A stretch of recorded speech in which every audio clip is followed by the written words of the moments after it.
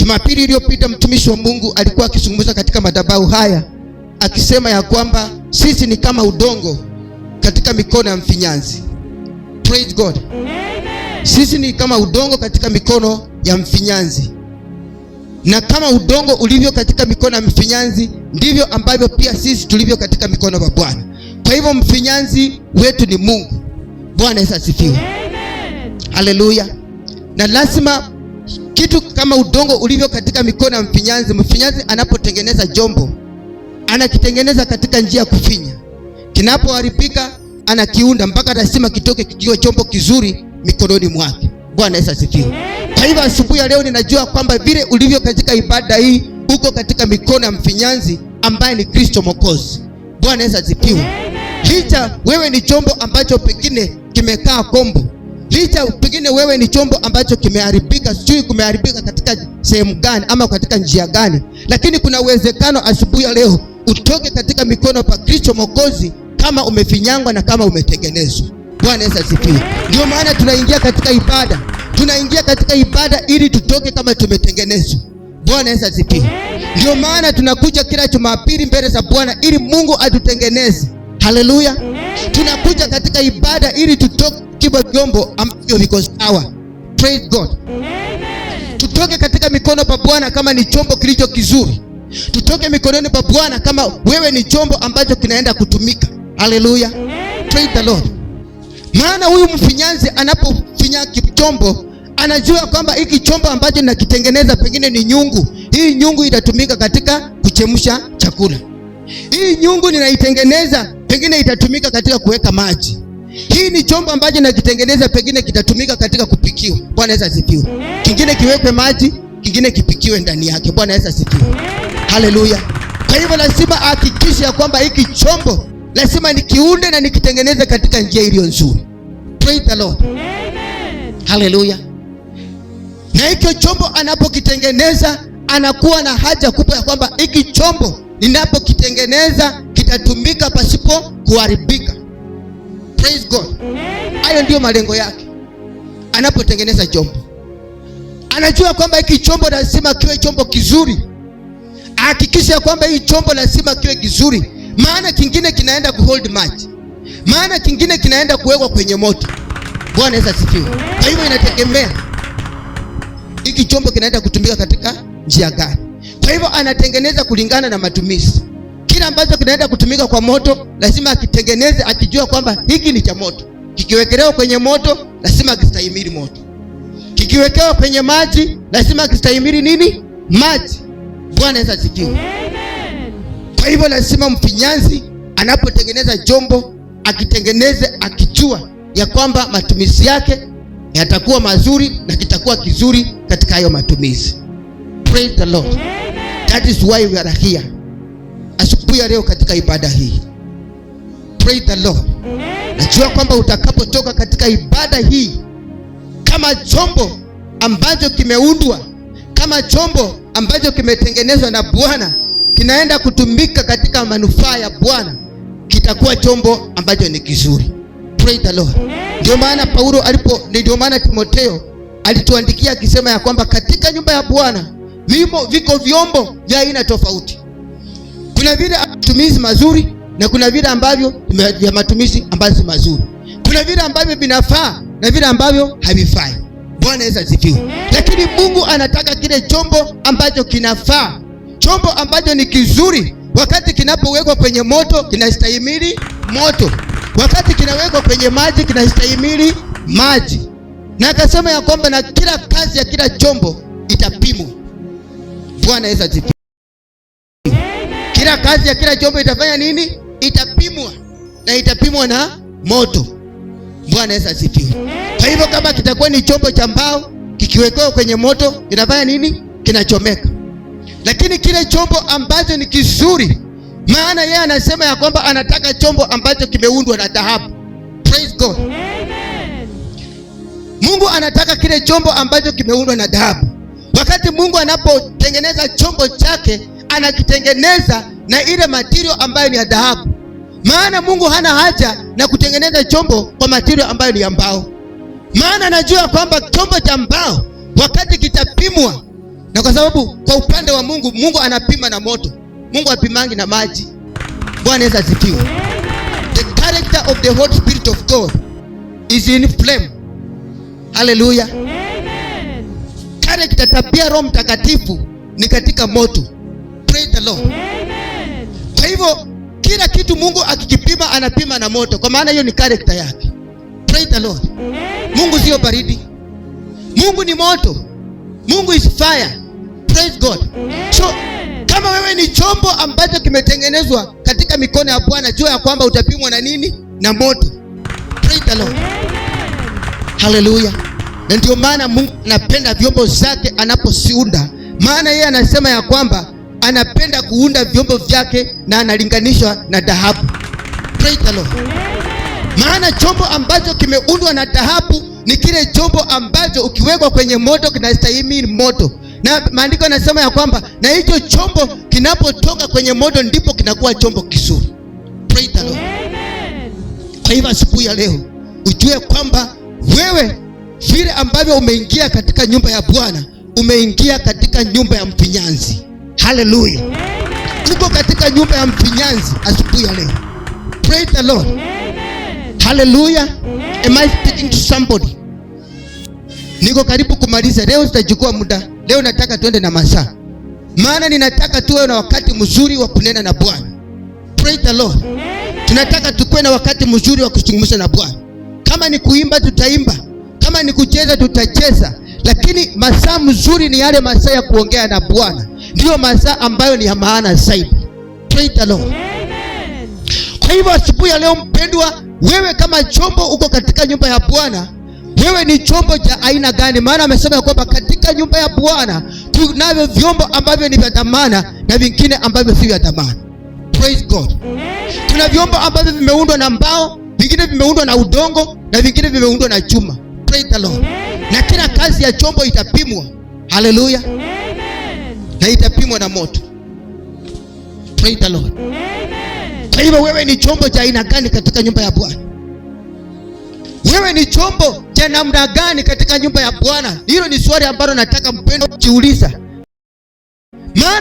Maana Timotheo akatuandikia akasema ya kwamba katika nyumba ya Bwana kuna vyombo ambavyo ni vya dhamana na vingine si vya dhamana. Praise God. There are some of the vessels that are useful and others that are not useful. In the house of the Lord, in a big house of the Lord, as we are here this morning.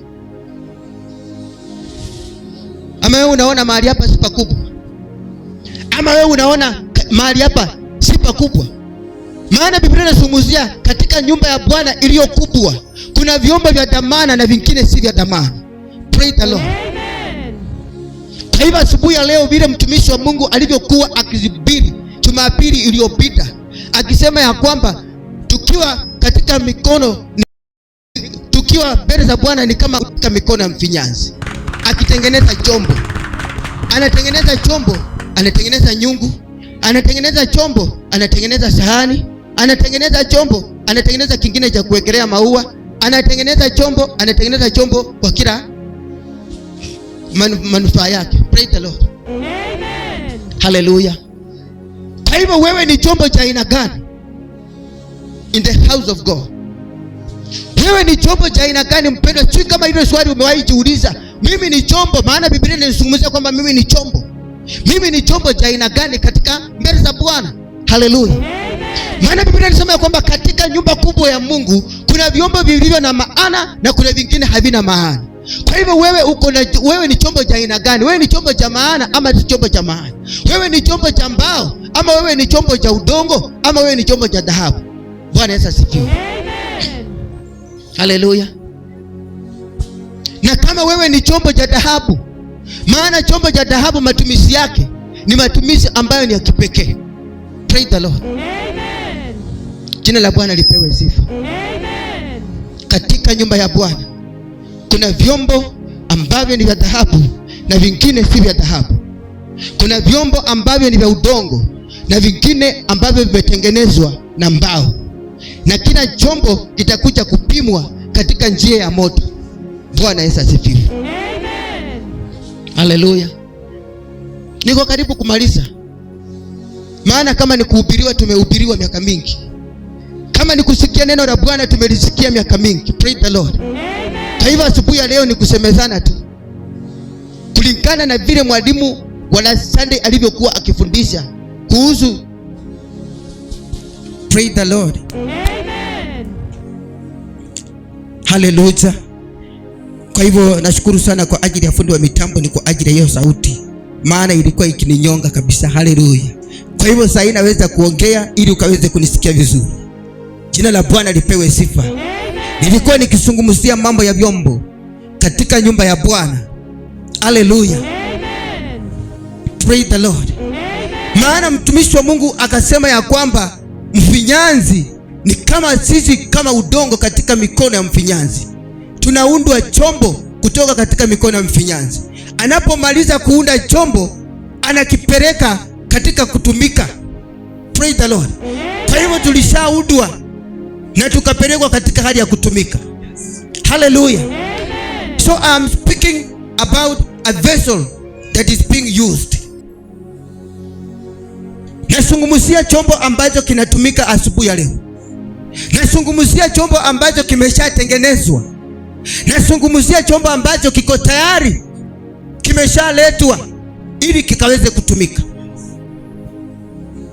Kwa hiyo mtumishi wa Mungu Jumapili alikuwa akiongelelea mfinyanzi ameunda chombo. Je, vile ulivyotoka katika mikono ya mfinyanzi, saa hii wewe ni chombo cha aina gani? Wewe ni chombo cha aina gani katika nyumba ya Bwana? Wewe ni chombo cha matumizi gani katika nyumba ya Bwana?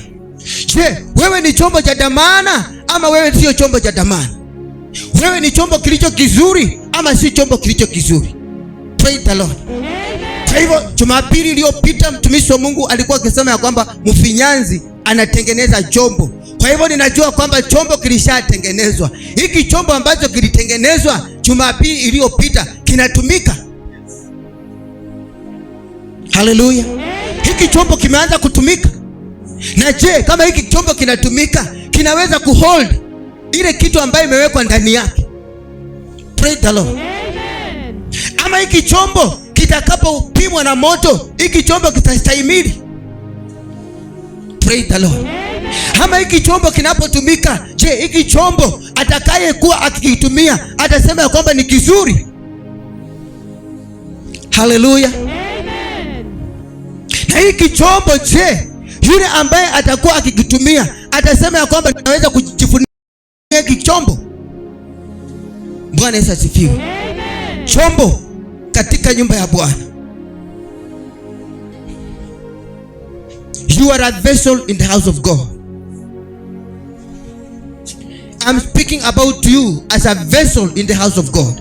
Already you have been molded to be useful, to be used in the house of God. Wewe umeshatengenezwa kama chombo kilitengenezwa kikatolewa kwenye mikono ya mfinyanzi. Mfinyanzi akafanya kazi yake yote aliyoifanya. Akajua kwamba hiki chombo nimekitengeneza, na nimesema ya kwamba wakati tukiongelea mambo ya kiroho tunaongeleleanga chombo ambacho ni cha dhahabu.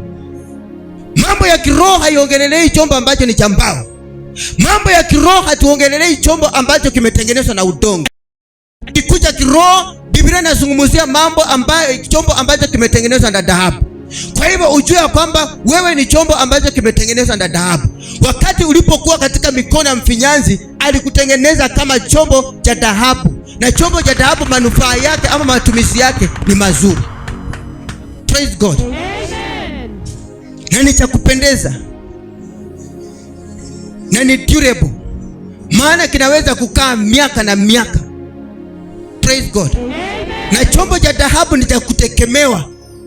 Kitu cha kwanza, chombo ambacho kimeundwa na dhahabu ni chombo ambacho kinategemewa. Na ni chombo ambacho kinatamanika. Maana kila mtu akiangalia chombo ambacho kimeundwa na dhahabu anakitamani. Na ukiweka mahali pale chombo cha dhahabu na chombo ambacho kimeundwa na udongo, useme ya kwamba na mtu anganganie, kuna mtu atakimbilia chombo cha dhahabu.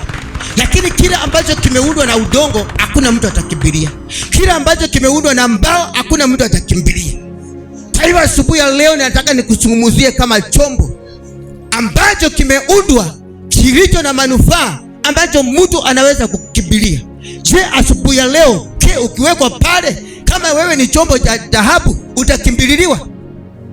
Je, wewe ukiwekwa pale na vyombo vingine utakimbililiwa?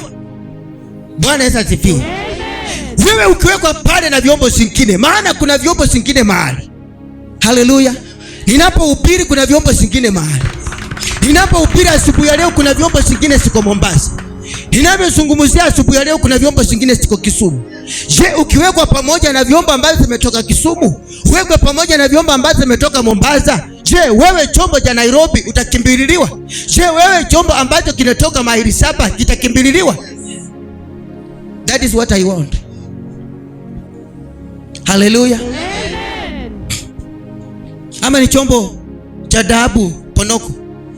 Kwa sababu hata tuna ponoko, dhahabu mingi ziko, na unakuja kupata ya kwamba Wakristo wengi vile ambavyo wanajiclaim ya kwamba ni vyombo ambavyo vimeundwa na dhahabu ambayo ni ponoko. Haleluya. Lakini Mungu anazungumzia chombo ambacho ni dhahabu. Wakati kinapowekwa kwenye moto ndipo kinatoka kikiwa chombo kizuri. Praise the Lord. That's what God wants. Hiyo ndio kitu ambacho Mungu anahitaji. Chombo ambacho kikiwekwa kwenye moto kinakuwa ni chombo kizuri. Chombo ambacho kinawekwa kwenye moto kinatoka ni chombo ambacho ni cha kutamanika. Dhahabu. Mungu anataka dhahabu. Mungu anataka chombo ambacho ni cha dhahabu cha kutamanika. Mungu anataka chombo ambacho ni cha dhahabu cha kukimbilia.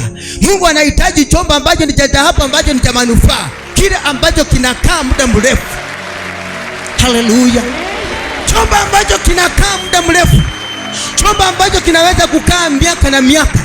Chombo ambacho kinaweza kustahimili moto. Bwana Yesu asifiwe. Ndicho chombo ambacho Mungu anahitaji. Haleluya. Baada ya kukiunda, baada ya kukifinyanga, kitoke katika mikono yake. Haleluya. Praise the Lord. Wewe ni chombo cha aina gani? Wewe ni chombo cha aina gani? Maana Timotheo akatuambia kwamba katika nyumba ya Bwana kuna vyombo ambavyo ni tofauti tofauti na vimeundwa na material tofauti tofauti na kazi yake ni tofauti tofauti. Kuna vile vizuri na kuna vile vibaya, lakini vyote vinapatikana katika nyumba ya Bwana. Vyote vinapatikana katika nyumba ya Bwana. Vyote viko katika nyumba ya Bwana. Praise the Lord. Kwa hivyo asubuhi ya leo, wewe ni chombo cha aina gani katika nyumba ya Bwana?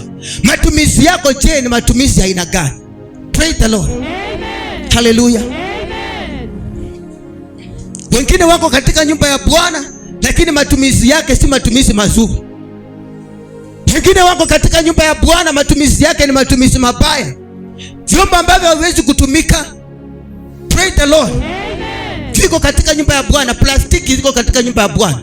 Ukiwekelea chakula moto kinachikunja. Praise the Lord. Wako katika nyumba ya Bwana, plastic materials, plastic vessels. Hallelujah. Jina la Bwana lipewe sifa. Hizo ni vyombo bonoko. Kuna vyombo vingine ambavyo ni vya nyasi, ikiwekelewa moto imeanza kuchomeka. Kuna vyombo vingine ni makaratasi, ikiwekelewa moto vimechomeka. Praise the Lord.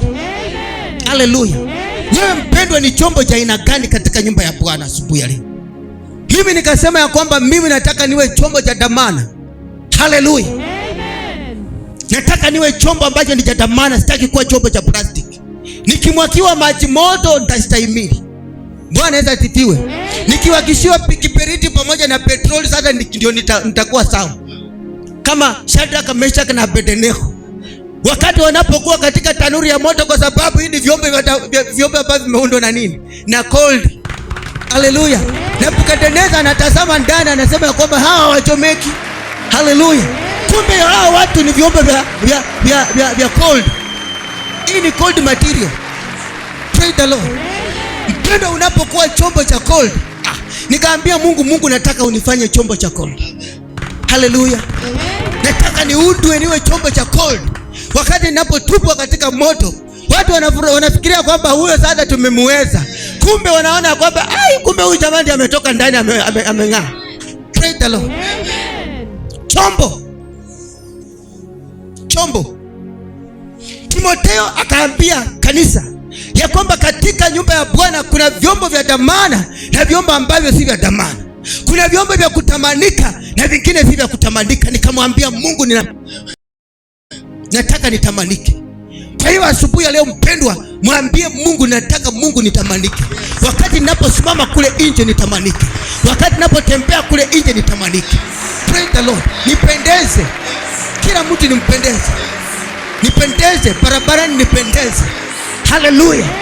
Hicho ndicho chombo ambacho kimetoka katika mikono ya mfinyanzi aliye mzuri. Hicho ndicho chombo ambacho mfinyanzi amemalizia akili zake zote. Maana mfinyanzi anapotengeneza chombo amemalizia akili zake zote pale.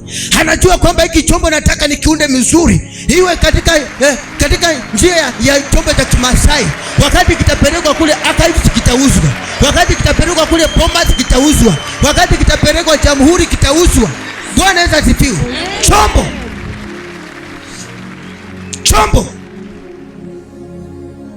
Chombo kizuri. Haleluya. Ambacho kimetoka katika mikono ya mfinyanzi, ambacho kimetoka katika mikono ya mtu ambaye amemaliza nguvu zake pale. Mtu amechukua degree zake ameweka pale. Mtu amechukua shahada zake ameweka pale. Anahakikisha kwamba hiki chombo kimeundwa vizuri, kwa maana anaunda akiwa na lengo. Bwana Yesu asifiwe. Mungu alikuunda kama chombo akiwa na lengo, mpendwa. Hallelujah. Am I speaking to somebody? Am I speaking to vessels that are of good importance? Hallelujah. Je, ninaongea na chombo ambacho ni kizuri? Sitaki kuongea na kizuri. Maana chombo ambacho si kizuri saa hii hakitumiki. Lakini nataka niongee na chombo ambacho saa hii ni asubuhi kimewekelewa chai, mtu anakunywa na hicho chombo. Nataka niongee na chombo ambacho ni kizuri saa hii. Maana ni masaa ya asubuhi, hiki chombo kimewekelewa chai. Maana hiki chombo kimewekelewa uji, mtu anakitumia. That is a vessel I'm speaking about. Lakini kuna vyombo vingine saa hii hautasipata sikitumika. Bwana Yesu asifiwe. Mtu aliitwa ni mwimbaji saa hii haimbi. Mtu aliitwa ni askofu saa hii si askofu tena. Mtu aliitwa atumike saa hii atumiki. Bwana Yesu asifiwe. Haleluya. Mtu aliokoka saa hii hajaokoka, ako kwa biashara saa hii. Na aliokoka, lakini ukimuita hapa anasema ya kwamba sisi tuliokoka 1906. Sisi tuliokoka 1935. Sisi tuliokoka 19 sijui what and whatever. Vitu zingine ambazo hasina maana. Bwana Yesu asifiwe. Na ni chombo. Huyu mtu ni chombo. Bwana Yesu asifiwe. Huyu mtu aliundwa chombo cha uimbaji. Huyu mtu aliumbwa chombo cha kuhubiri. Huyu mtu aliumbwa chombo cha uponyaji. Lakini asubuhi ya leo ukienda hiyo chombo cha uponyaji hutapata kifanya uponyaji. Utaenda upate hiyo chombo hakiimbi tena. Bwana Yesu asifiwe. Hakina kitu ndani. Na ni chombo. Halafu kikikwambia kinakupatia history vile kiliokoka, kinaanza kukupatia history. Wakati unaanza kukihubiria kinakwambia kwamba na sasa wewe umeokoka juzi. Bwana Yesu asifiwe. Wewe umeokoka juzi na tuambie nini?